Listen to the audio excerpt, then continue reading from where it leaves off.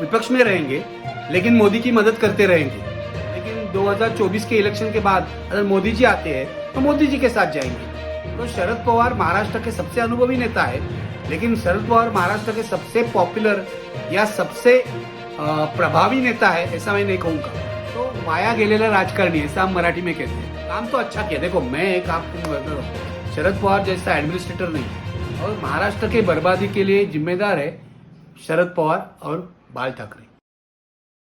शरद पवार की जो पूरी राजनीति चल रही है कि उन्होंने एक तो कहा कि अडानी को क्लीन चिट दिया, फिर उन्होंने कहा कि उसने मेहनत से अपना जो भी पैसा कमाया है, फिर उन्होंने कि उनका राष्ट्रीय स्टेटस चला गया तो उन्होंने 45 के करीब कर्नाटक में जो है कैंडिडेट खड़ा करने की बात की है। फिर उसके बाद जो है ईडी में जो है ईडी ने अजीत पवार को क्लीन चिट दे दी एक तरह से, क्योंकि उनका चार्जशीट में नाम नहीं लाया।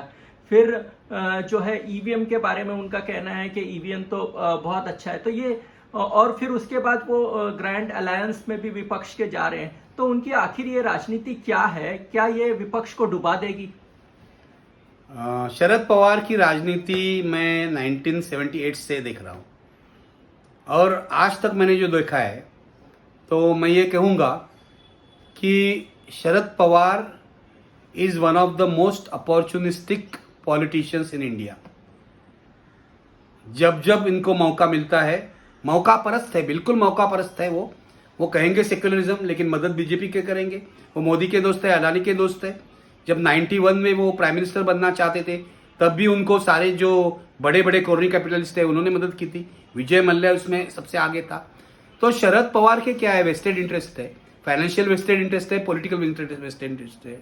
वो जनता के लिए काम कभी नहीं करते, वो इन वेस्टेड इंटरेस्ट के प्रोटेक्शन के लिए काम करते।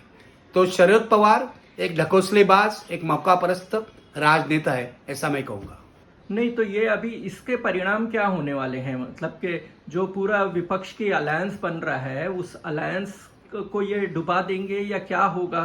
ये किस तरह से आगे कल क्या वो मोदी से अलायंस करेंगे और महाराष्ट्र में उसके क्या परिणाम होंगे? ये महाविकास आघाड़ी रहेगी, चली जाएगी, या फिर वो दूसरी जगह सत्ता बनाएंगे? इसके क्या क्या चीजें होने वाली? देखियो, ऐसा हो सकता है, एक तो शरद पवार कभी बीजेपी के साथ ऑफिशियल अलायंस नहीं करेंगे, वो विपक्ष में रहेंगे लेकिन मोदी की मदद करते रहेंगे। ये शरद पवार की जिसको हम डबल जो पॉलिसी बोलते हैं वो हमेशा रही है। वो मोदी को मदद करते रहेंगे। वो जैसे अभी देखो कर्नाटक में वो लड़ रहे हैं कांग्रेस के खिलाफ, तो इसकी मदद तो बीजेपी को होगी। इसके पहले जो इलेक्शन हुए थे 2017 में गुजरात में, तब उन्होंने एनसीपी ने वहां भी लड़ा था तो उसकी मदद भी बीजेपी को हुई थी। तो वो ऐसा करते हैं कि वो रहते हैं विपक्ष में लेकिन उनको हमेशा सत्ता के साथ उनके जो है संबंध जो है वो प्यार के होते हैं। तो वहां से भी फायदा लेते हैं, यहाँ से भी फायदा लेते हैं। यहाँ कहते हैं कि मैं सेक्युलर हूँ, मैं विपक्ष का नेता हूँ, मैं अभी मेरी उम्र 80 के आगे है, मैं 56 साल से पार्लियामेंट्री पॉलिटिक्स में हूँ। लेकिन जब जब उनको चांस मिलता है तब तक वो अपने फायदे की ही राजनीति करते हैं और इस बार भी वही करेंगे। मुझे कोई इसमें शक नहीं है। वो अभी विपक्ष के साथ है लेकिन 2024 के इलेक्शन के बाद अगर मोदी जी आते हैं तो मोदी जी के साथ जाएंगे। और उनका जो अजीत पवार है तो वो तो जा रहा है अभी बीजेपी में, ऐसी सब न्यूज़ है। आज न्यू इंडियन एक्सप्रेस में भी आया है, वो तो बीजेपी के साथ जा रहा है। अगर सुप्रीम कोर्ट का फैसला शिंदे के खिलाफ जाता है तो वो बीजेपी को मदद करेगा। अजीत पवार तो मुख्यमंत्री बनना चाहता है तो उसको बीजेपी बना भी देगी, क्योंकि महाराष्ट्र में बीजेपी का पहला जो एम है वो उद्धव ठाकरे को खत्म करना है, महाविकास आघाड़ी को खत्म करना है। तो अजीत पवार की मदद से वो ये कर सकते हैं। और अजीत पवार जब जाएंगे बीजेपी में, डिफेक्ट होंगे, तो मेरा ये कहना है कि राष्ट्रवादी कांग्रेस पार्टी पर उनकी इतनी पकड़ है अजीत पवार की, बहुत सारे एमएलएस भी उनके साथ जाएंगे। तब शरद पवार की हालत क्या होगी ये देखना होगा। लेकिन मैं तुम्हें एक बात बताता हूँ, शरद पवार का जो एक हवा खड़ा किया है महाराष्ट्र में, शरद पवार महाराष्ट्र के सबसे अनुभवी नेता है, बड़े नेता है, लेकिन उनको कभी 75 से ज़्यादा सीट्स विधानसभा में नहीं मिली है। महाराष्ट्र विधानसभा में 288 सीट्स है। शरद पवार से की सबसे ज़्यादा सीट्स मुझे लगता है 71-72 है। शरद पवार ने जब कांग्रेस छोड़ी थी 1980 में और समाजवादी कांग्रेस उन्होंने शुरू की थी, तब उनकी सीटें आई थी 48। तो 48 से लेकर 71 इतना ही उनका मेन प्रभाव क्षेत्र जो है वो वेस्टर्न महाराष्ट्र है, वो मराठा डोमिनेटेड पॉलिटिक्स खेलते हैं। तो शरद पवार महाराष्ट्र के सबसे अनुभवी नेता है, लेकिन शरद पवार महाराष्ट्र के सबसे पॉपुलर या सबसे प्रभावी नेता है ऐसा मैं नहीं कहूँगा। उनकी ताकत जो है उसकी मर्यादा है, लेकिन वो पॉलिटिक्स बहुत ऐसा अच्छा करते हैं। जिस तरह ये शतरंज का खेल होता है उस तरह उनका पॉलिटिक्स है, इसलिए वो हमेशा न्यूज़ में रहते हैं।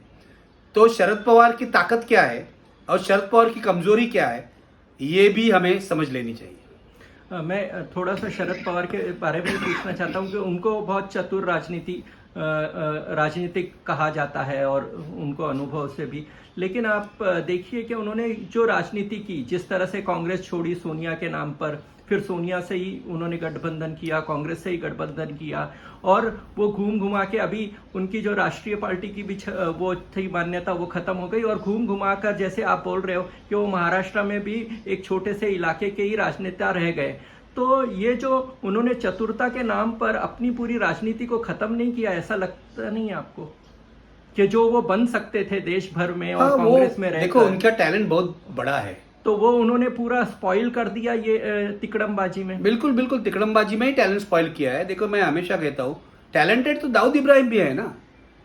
दाऊद इब्राहिम टैलेंटेड नहीं होता तो ये सब चीजें वो नहीं कर सकता, लेकिन आप आपका टैलेंट का इस्तेमाल अच्छे के लिए करते हैं या बुरे के लिए, ये आपको देखना चाहिए। दाऊद ने बुरे के लिए किया, शरद पवार एकदम दाऊद इब्राहिम नहीं है, लेकिन शरद पवार ने भी जो राजनीति की है वो जो कर सकते थे। देखो शरद पवार महाराष्ट्र के एक ऐसे नेता है जिनके पास एक पॉजिटिव पर्सपेक्टिव है। वो खुद को यशवंतराव चौहान के शिष्य मानते हैं खुद को, और महाराष्ट्र का जो प्रोग्रेसिव पॉलिटिक्स है उन्होंने शरद पवार को अपना माना है। जब शरद पवार पहली बार 78 में चीफ मिनिस्टर बने थे, तब मुझे याद है सोशलिस्ट नेता SM जोशी जो हम सब के लिए आदर्श थे, उन्होंने शरद पवार को कांग्रेस से बाहर निकाला था और ये कहा था कि शरद पवार मेरे लिए बच्चे जैसे है। तो ये जो बच्चा है बहुत नादान निकला, SM जोशी का कभी सुना नहीं। फिर पहले तो शरद पवार मुख्यमंत्री बन गए, तब उनकी उम्र थी 42, एकदम यंग थे, तब उन्होंने अच्छा किया।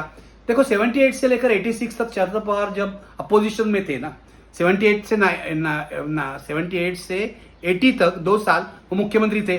फिर इंदिरा गांधी ने उनको बर्खास्त किया, फिर वो अपोजिशन लीडर बन गए 86 तक उनकी राजनीति अच्छी थी, पॉजिटिव थी, वो अपोजिशन के साथ थे। 86 के बाद वापस वो कांग्रेस में चले गए, राजीव गांधी ने उनको बुलाया, चीफ मिनिस्टर बनाया। उसके बाद उनकी जो राजनीति है बिल्कुल ही काली राजनीति है, खराब राजनीति है, मौकापरस्त राजनीति है, और मुझे लगता है उस राजनीति के कारण ही शरद पवार का और महाराष्ट्र का बहुत बड़ा नुकसान हुआ है। इस पर मैंने बहुत बड़ा आर्टिकल वगैरह लिखा है पहले, ये मैं अगर हिस्ट्री तुम्हें बताने लगूंगा तो कई ऐसे घंटे चले जाएंगे। लेकिन मेरा ये मानना है कि शरद पवार एक बेसिकली अच्छा आदमी, अच्छा पॉलिटिशियन, पढ़ा लिखा, कल्चरल बैकग्राउंड और उनका पढ़ना, फिल्म देखना और सारा ये सब यानी सुसंस्कृत है वो, लेकिन वेस्ट हो गया। मराठी में हम कहते हैं वाया गेला, हाँ ये हो गया उसका। तो इसका कारण वो इतने एम्बिशियस है तो कुछ भी करते हैं, तो वाया गेलेला राजकारणी ऐसा हम मराठी में कहते हैं। कांग्रेस में रहते तो वो शायद प्रधानमंत्री के लिए भी आते, तो एम्बिशियस उनका। हाँ, लेकिन कांग्रेस में रहते वो प्रधानमंत्री के लिए आते हैं, लेकिन प्रॉब्लम ये है कांग्रेस के जो नेता थे इंदिरा गांधी से लेकर नरसिंह राव तक, उन्होंने उनका कभी विश्वास नहीं किया, क्योंकि उन्होंने जो अपनी पहली सरकार बनाई तो कांग्रेस को दगा देके ही बनाई थी ना। तो पहले तो वो वसंतदादा पाटिल के खिलाफ उन्होंने ये किया था, रिबेलियन किया था। फिर इंदिरा गांधी तो उनको बिल्कुल नहीं चाहती थी, इंदिरा गांधी तो उनके खिलाफ थी, क्योंकि इमरजेंसी में वो इंदिरा गांधी के यानी महाराष्ट्र के पार्टी में और वो होम मिनिस्टर थे और उन्होंने सारी अपोजिशन की मदद की थी। इसलिए इमरजेंसी में महाराष्ट्र में जेल में जो अत्याचार नहीं हुए उसका श्रेय भी शरद पवार को जाता है। तो वो खुफिया तरीके से सारे अपोजिशन को मदद करते थे, तो इसलिए इंदिरा गांधी उनके ऊपर गुस्सा थी। फिर वो चले गए, इंदिरा गांधी ने बर्खास्त की उनकी सरकार, फिर राजीव गांधी ने उनको बुलाया, फिर राजीव गांधी को भी उन्होंने धोखा दिया। फिर राजीव गांधी चले जाने के बाद वो तो प्राइम मिनिस्टर की रेस में आ गए। तो मैं एक दिल्ली की बात तुम्हें बताता हूँ। हम लोग दिल्ली गए थे जब मुझे लगता है VP सिंह प्राइम मिनिस्टर बने, और हम एक दिग्विजय सिंह थे, दिग्विजय सिंह आपको मालूम है, ये कांग्रेस वाले नहीं, अच्छा। दूसरे एक दिग्विजय सिंह थे जो जॉर्ज फर्नांडिस के सहयोगी थे, और पहले वाजपेयी गवर्नमेंट में वो फॉरेन अफेयर्स के स्टेट मिनिस्टर थे। अभी नहीं है, गुजर गए, सोशलिस्ट थे। उनके घर में बैठे थे और बिहार के एक मंत्री भी वहाँ आए थे, और हम लोग ऐसे ही खाने पे गपशप कर रहे थे। और देखो, और वो आपको मालूम है शराब भी होती है वहाँ, दिल्ली में सब होता है, तो वहाँ शराब भी थी। तो देखो उसमें से एक पॉलिटिशियन उठ गया। मैंने पूछा कि, क्योंकि वहाँ शरद पवार का सब चल रहा था, अभी प्रधानमंत्री बनेंगे, तो दिग्विजय सिंह उठ गए। एक वो क्या बोलते हैं, स्कॉच की बॉटल उन्होंने उठाई, उधर उनका कुत्ता था, उसको बुलाया, और स्कॉच के बॉटल में एक पैक स्कॉच थी, तो वो कुत्ते को पिलाई। देखो, उन्होंने कहा ये लॉयल्टी है। हम शरद पवार पर विश्वास नहीं कर सकते कभी, क्योंकि शरद पवार किसी के साथ लॉयल नहीं है, अपने खुद के साथ भी नहीं है। दिल्ली के और उत्तर भारत के राजनीति नेता जो है वो शरद पवार को अपना कभी नहीं मानेंगे। हम किसी को भी प्राइम मिनिस्टर बनाएंगे, लेकिन शरद पवार को नहीं बनाएंगे। ये उस रात मुझे अभी तक याद है, उस रात उन्होंने मुझे कहा, और कितने रैबिडली कहा, देखो एक कुत्ते को शराब पिला रहा है साला स्कॉच, और हम लोग देख रहे और कह रहे हैं शरद पवार कितना नालायक है। तो वैसे तो दोनों ही नालायक है, लेकिन शरद पवार के बारे में ये इमेज है। मैं कहना चाहता हूं, शरद पवार पर कोई भी राजनेता विश्वास नहीं करता। शरद पवार पर राष्ट्रवादी के नेता भी विश्वास नहीं करते, जयंत पाटिल जैसे जो नेता है, जो अलग ग्रुप से आए हैं। तो शरद पवार अभी कोई बड़ा नहीं बन सकते। वो प्राइम मिनिस्टर बनने का चांस था, वो चला गया। 2-3 बार वो महाराष्ट्र के मुख्यमंत्री रहे, काम तो अच्छा किया। देखो मैं एक आप तुम्हें बताता हूँ, शरद पवार जैसा एडमिनिस्ट्रेटर नहीं है। शरद पवार जो महाराष्ट्र के चीफ मिनिस्टर थे ना, तब गांव का एक एक कार्यकर्ता और एक एक पुलिस ऑफिसर उनको मालूम था। होम डिपार्टमेंट की जो ये आती थी ना इन्फॉर्मेशन, वो पुलिस के पास नहीं जाती थी, पहले पुलिस महासंचालक के पास, पहले शरद पवार के साथ आती थी। तो शरद पवार के ये प्लस पॉइंट्स है। लेकिन किया क्या उन्होंने, आज भी वो गांव में जाते हैं ना, तो कार्यकर्ता को अपने नाम से बुलाते हैं और पहचानते हैं। तो ये इनके सारे जो प्लस पॉइंट्स है, उससे ज्यादा माइनसेस हो गए। क्या करेंगे? शरद पवार एक बड़े नेता थे, वो महाराष्ट्र के लिए कुछ बड़ा कर सकते थे, लेकिन उन्होंने किया नहीं। देख, महाराष्ट्र की बर्बादी के लिए 2 नेता जिम्मेदार है, मैं तुम्हें बताता हूँ। और मैंने जिंदगी में, क्योंकि मेरा जन्म 59 का है, तो ये दोनों नेता, इनका जो उदय है 66 में हो गया, 1966। वो 2 नेता है, एक तो शरद पवार पहली बार 66 में या उसी वक्त चुन के आए, और दूसरे नेता है बाल ठाकरे। शरद पवार और बाल ठाकरे ने महाराष्ट्र की पूरी तरह से अपनी सोच के साथ, अपनी कृति के साथ बर्बादी की है, और महाराष्ट्र के बर्बादी के लिए जिम्मेदार है शरद पवार और बाल ठाकरे। कभी मुझे अगर टाइम मिलेगा तो इस पर मैं एक किताब लिखूंगा, कैसे इन 2 नेताओं ने महाराष्ट्र को बर्बाद किया है। और एक जमाने में हम कहते हैं महाराष्ट्र बड़ा सुसंस्कृत है, महाराष्ट्र बुद्धिजीवियों का महाराष्ट्र है। कहाँ गए बुद्धिजीवियों का महाराष्ट्र? ये तो अभी बदमाशों का महाराष्ट्र बन गया, और इसकी जिम्मेदारी जो है शरद पवार पर ही है, क्योंकि क्रिमिनलाइजेशन ऑफ पॉलिटिक्स जो है महाराष्ट्र में 85 के बाद, हमने बड़ी लड़ाई की उनके साथ, तुम्हें मालूम है। बिल्कुल बड़ा आंदोलन किया था 85-90 में, अन्ना हजारे, फिर ये खैरनार ने दाऊद की वो बिल्डिंग वगैरह, भ्रष्टाचार पे। तो क्रिमिनलाइजेशन ऑफ पॉलिटिक्स जो महाराष्ट्र में हुआ है, शरद पवार ने पहली बार हितेंद्र ठाकुर और पप्पू खिलानी को कांग्रेस का ऑफिशियल टिकट दिया। हम लोग विरोध कर रहे थे, बड़ा आंदोलन खड़ा हो उसकी तरह, लेकिन शरद पवार ने सुना नहीं। आज इसका ही नतीजा हम लोग देख रहे हैं कि महाराष्ट्र क्रिमिनलाइजेशन ऑफ पॉलिटिक्स नहीं हुआ है, पॉलिटिशियनाइजेशन ऑफ क्रिमिनल्स हुआ है। क्रिमिनल जो है वही राजनेता बन गए, और आज शिंदे चीफ मिनिस्टर बनता है। इसका कारण यही है।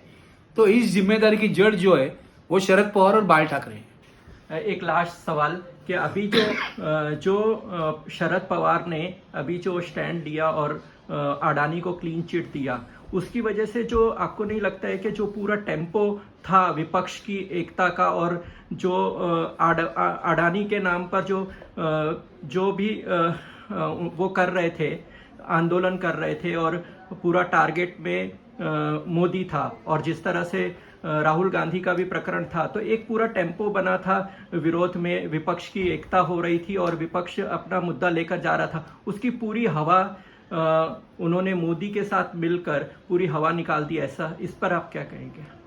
पूरी हवा निकाल दी ऐसा मैं नहीं मानता हूं। मैं मानता हूं पंक्चर करने की कोशिश की, क्योंकि शरद पवार की क्रेडिबिलिटी इतनी नहीं है कि वो पूरी हवा निकाल दे। उसने कोशिश की, उसने उसको डैमेज करने की कोशिश की। डैमेज थोड़ा हुआ, लेकिन बहुत ज्यादा डैमेज नहीं हुआ, क्योंकि महाराष्ट्र में ही शरद पवार के खिलाफ बड़ी रिएक्शन आ गई। तो पंक्चर तो करने की कोशिश की, लेकिन वो कोशिश मैं कहता हूं कामयाब नहीं हुई।